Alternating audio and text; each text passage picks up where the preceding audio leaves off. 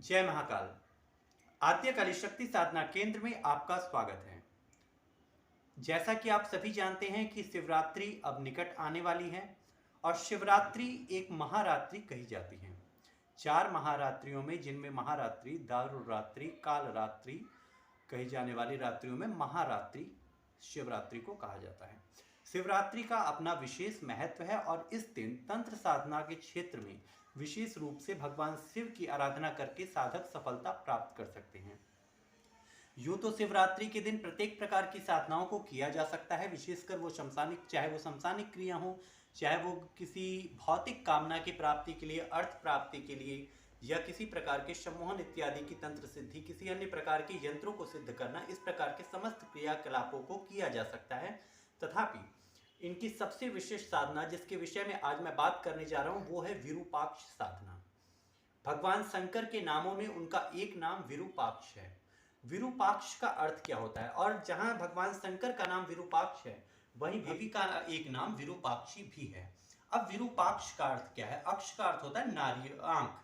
अक्ष यानी आंख। जैसे आपने सुना होगा रक्ताक्षी, भद्राक्षी। तो रक्ताक्षी का अर्थ क्या है? लाल आंखों वाली। भद्राक्षी, सुंदर आंखों वाली। नीलाक्षी, नीली आंखों वाली। एकाक्षी, नारियल यानी एक आंख वाला नारियल। ठीक है, तो अक्ष यानी आंखें।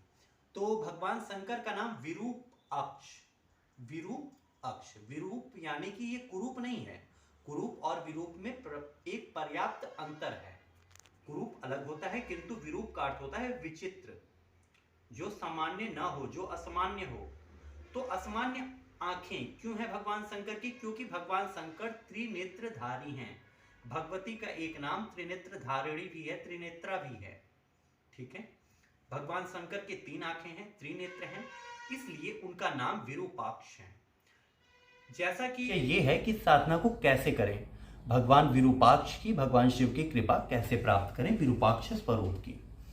तो इस साधना के लिए सर्वप्रथम साधक को चाहिए कि शिवरात्रि के दिन प्रातः काल में उठ करके शौच आदि, स्नान इत्यादि कर्मों से निवृत्त होकर के भगवान शंकर का पंचोपचार पूजन करें। साधना की शुरुआत करने के लिए आपको सर्वप्रथम सफेद रंग के आसन पर बैठना है। सफेद रंग के आसन पर आपको सफेद धोती पहन करके उत्तर मुखी होकर के बैठना है। अपने माथे पर त्रिपुंड धारण करें। त्रिपुंड धारण किए बिना साधना की शुरुआत न करें।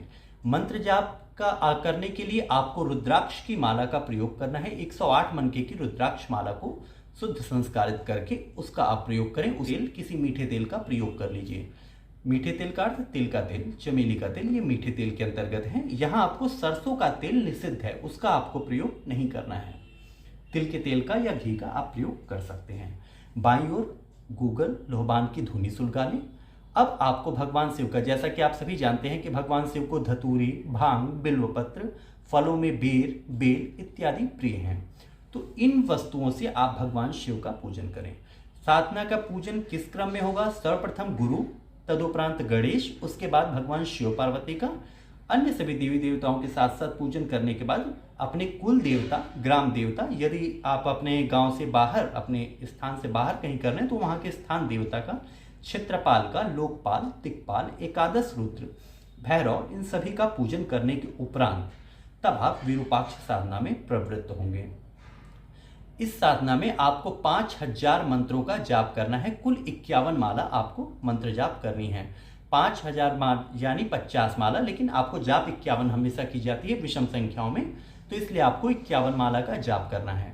51 माला जाप करने के बाद 5 माला से आपको हवन करना है और अंत में 21 आहुति खीर की आपको भगवान शिव को अर्पित करनी है अग्नि में। नैवेद्य स्वरूप में खीर आप भगवान शिव को अर्पित करेंगे। अन्य धतूरे, बेलपत्र, जैसा कि मैंने बताया, वो तो वस्तुएं आप अर्पित करेंगे ही करेंगे, पर अन्य नैवेद्य में उन्हें खीर का भोग आपको देना है। मंत्र जाप करने के लिए जो साधना स्थल आपका हो, सबसे उत्तम ये रहेगा कि आप किसी शिवालय का चुनाव कर लें। यदि किसी शिवालय पे साधना हो जाए तो ये सर्वोत्तम प्रभावशाली है। नदी के तट का, किसी पीपल के पेड़ का अथवा किसी बरगद के पेड़ का चुनाव कर सकते हैं। यदि ऐसा भी करना संभव ना हो पाए तो अपने घर के किसी एकांत कक्ष में आप इस साधना को कर सकते हैं, किंतु इस साधना काल के दौरान आपके साधना कक्ष में कोई प्रवेश न करे, इस बात का विशेष ध्यान रखें। भगवान शंकर को भस्म अर्पित अवश्य करें। बिना भस्म अर्पित करें आप साधना की शुरुआत न करें, क्योंकि यहां भस्म का विशेष महत्व है। इस साधना को करते समय में साधक को कुछ बातों का विशेष ध्यान रखना चाहिए। दिन भर आप जहां तक हो सके मितव्ययी बने, कम से कम बोलें, जरूरत से ज्यादा आपको बातचीत नहीं करनी चाहिए। मोबाइल, टीवी इत्यादि से जितना आप दूरी बना सकते हैं साधना काल में, उस दिन आप उतनी दूरी बना के रखें। अपने शरीर को पूर्णतः स्वच्छ शुद्ध बनाए रखें। मंत्र जाप हो जाने के बाद भी आप साधना को नियमित रूप से 11 दिन तक 11 माला नियमित रूप से रखें। हमेशा भूमि पर ही शयन करें और उस दिन भी शिवरात्रि में आपको रात्रि काल में जागरण करना है, सोना नहीं है। आप लेट सकते हैं लेकिन वहीं आपको लेटना है जहां पे आपने साधना की है। ऐसी स्थिति में तंद्रावस्था में आपको स्वप्न के माध्यम से चीजें गोचर होंगी। इस साधना का प्रयोग, इसकी सिद्धि का प्रयोग, क्योंकि विरूपाक्ष की कृपा से आपको त्रिकाल दर्शन की सिद्धि प्राप्त होगी। आपका त्रिनेत्र जागरण की क्रिया आपके शरीर में स्वतः जागृत हो जाएगी, उठने लगेगी। और उस क्रिया का प्रयोग आप कभी धनोपार्जन के लिए, धन के लोलुप व्यक्ति इसका प्रयोग न करें, क्योंकि अगर आप ऐसा करेंगे तो कहीं ना कहीं आपको शिव के कोप का भाजन बनना पड़ेगा। ठीक है, धन के लिए भगवान शंकर माया से रहित हैं, उन्हें माया छू नहीं सकती, इसलिए उनके भक्तों को कभी भी माया में नहीं लिप्त होना चाहिए। तो आप धन के लिए इस सिद्धि का प्रयोग कभी ना करें। तमाशा दिखाने के लिए, सार्वजनिक तौर पे अपनी शक्तियों का, अपनी विद्वता का प्रदर्शन करने के लिए इस साधना का प्रयोग नहीं किया जाना चाहिए, अन्यथा इसकी शक्तियां क्षीण हो जाएंगी। जितना हो सके आप इसका प्रयोग परमार्थ के लिए करिए, किसी के भले के लिए करिए, अपनी सुरक्षा, अपने परिवार की सुरक्षा के लिए करिए। आपको अवश्य इस साधना में पूर्ण लाभ प्राप्त होगा। साधना में ऐसा हो सकता है कि आप किसी अन्य लोक में, जब आप साधना काल के उपरांत भी या शिवरात्रि के दिन भी सोते समय में, ऐसा हो सकता है कि आपको किसी अन्य लोक की कुछ चीजें दिखाई देने लग जाएं। ऐसा हो सकता है कि आपको गंधर्व लोक या यक्ष लोक की जुड़ी हुई चीजें आपके सामने गोचर होने लगे। ऐसी स्थिति में, क्योंकि त्रिनेत्र जागरण होता है तो आपको हर एक चीज दिखती है, ब्रह्मांड की कोई भी चीज आपको दिखाई दे सकती है, लेकिन इस अनुभव को आप अपने गुरु के अतिरिक्त अन्य किसी से साझा न करें। क्योंकि जब आप अपनी सिद्धियों को किसी और को बताते हैं, अपने साथ के गुरु भाइयों को बोलते हैं या अपने अन्य मित्रों को बताते हैं, परिवार के सदस्यों को बताएंगे, तो ऐसी स्थिति में मंत्र इसका अपमान मान जाता है। मंत्र के ऋषि इसे अपना अपमान समझ जाते हैं और वो सिद्धि को छीण कर देते हैं। तो अपनी सिद्धि को अपने तक ही आपको गोपनीय रखनी चाहिए। एक बात और, मंत्र जाप के बाद सामान्यतः हमें माला को प्रवाहित कर देनी होती है, या माला को कुछ लोग रखते हैं लेकिन धारण नहीं करते। किंतु विरूपाक्ष साधना में इसके विपरीत उस माला को आपको गले में धारण कर लेना है। वास्तव में मंत्र की शक्ति आपकी माला में होगी और उस माला को धारण कर लेने से आपको दृष्टि सिद्धि प्राप्त हो जाएगी। इस दृष्टि सिद्धि का प्रयोग आप हमेशा परमार्थ के लिए करिए, आपकी सिद्धि सदैव बढ़ती चली जाएगी। एक बात और, जैसे कि आप नियमित मंत्र जाप, मैंने बताया कि आपको 11 दिन तक मंत्र को नियमित रखना है, ताकि जो भी कसर रह गई है वो आने वाले 11 दिनों में पूरी हो जाए।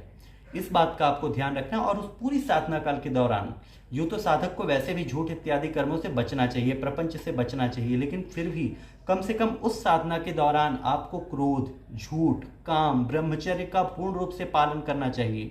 और इन गलत चीज़ों से, क्रोध से, झूठ बोलने से, किसी को अपशब्द बोलने से, इन चीज़ों से आपको बचना ही चाहिए। अगर आप नहीं बचेंगे तो आपकी सिद्धि कहीं ना कहीं क्षीण होती चली जाएगी। इस बात का आपको विशेष ध्यान रखना है। मंत्र जाप के लिए साधक को उत्तर दिशा का ही चुनाव करना चाहिए। उत्तर मुखी होकर के, कैलाश उत्तर में है और शिव की ओर मुंह करके, कैलाश की ओर मुंह करके आपको ये जाप करना चाहिए। यदि किसी स्थान पे, नदी के तट इत्यादि पे या किसी शिवालय में आपको समझना है दिशा कौन सी है, तो एक बात हमेशा ध्यान रखना, शिवलिंग का जल सदैव उत्तर दिशा में ही बहता है, ये नियम है। कहीं भी शिवलिंग होगा तो उसका जो वेदी का जो योनि है, जहां से जल गिरेगा आपका, वो सदैव उत्तर दिशा में ही होता है। तो यहां से आपको पता चल जाएगा कि उत्तर दिशा कहाँ है, वहीं आपको बैठना है, वहीं से आपको जाप करना है। मंत्र जाप पूरा हो जाने के बाद साधक को रात्रि में जागरण करना है, सिद्धि को अपने तक सीमित रखना है और इस साधना के अनुभव को सिर्फ और सिर्फ अपने तक ही सीमित रखें। आपकी सिद्धियां बढ़ती चली जाएगी। एक बात और कि उन आने वाले 11 दिनों में आप अपने साथ अपनी पत्नी, अपने बच्चों को बगल में न सुलाएं। आपका छोटा बेटा भी आपके साथ नहीं सो सकता, क्योंकि ऐसी स्थिति में क्या होता है, कई बार शक्तियां या तो आपको प्रभाव नहीं देंगी और हो सकता है कि आपको दिखने वाली चीज आपके बच्चे को दिख जाए और वो भयभीत हो जाए। ऐसा हो सकता है कि कोई चीज़ वो न देख पाने में सक्षम हो और उसे कोई दिक्कत आ जाए। तो ऐसी स्थिति में आपको सदैव अकेले ही सोना चाहिए उन 11 दिनों तक। मंत्र के बाद माला को सदैव अपने गले में धारण करें। शुद्धता का विशेष पालन करें। किसी भी प्रकार के तामसिक आहार विहार से बच करके रहें। मदिरापान, धूम्रपान इत्यादि का त्याग करें। इन चीज़ों का आप प्रयोग न करें, अन्यथा आपकी सिद्धि पर इसका बुरा प्रभाव पड़ेगा। आप जितने ज़्यादा शुद्ध रहेंगे, जितने ज़्यादा सात्विक रहेंगे, उतनी ज़्यादा आपकी सिद्धि बढ़ेगी। हमेशा एक बात ध्यान रखना, देवत्व उन्हें जब आपके भीतर होगा तभी आपको दैविक शक्तियों की कृपा प्राप्त होगी।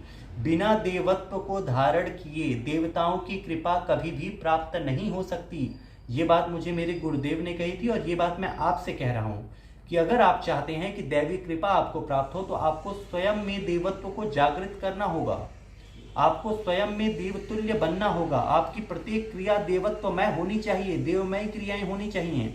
तब आप देवत्व को धारण करेंगे, तब दैविक शक्तियां आपका चुनाव स्वतः कर लेंगी। तब वो देवता कृपा करेंगे आपके ऊपर और आपके साथ, आपके इशारे पर आपके साथ खड़े होंगे।